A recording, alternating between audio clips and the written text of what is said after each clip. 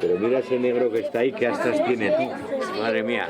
Mira qué grande es. Y es que verlos tan de cerca impresiona. Al verlos en la tele, ostras, no es lo mismo. Aquí los ves y da más impresión, la verdad. No es lo mismo que en la tele.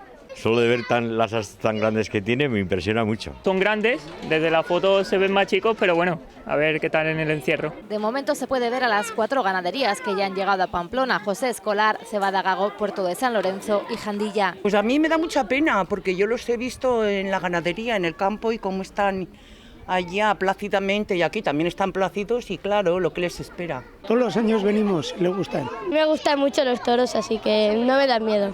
Sí, que me asusta. A mí no. También corredores del encierro como Álvaro se acercan a verlos. Yo qué sé, son tantas emociones que... ¡fua! Todo un año esperándolo. Algo... ¡fua! Sobre todo esta ganadería, que Cebada Gago es... Ellos, los protagonistas, se sienten observados y presienten que ya falta menos.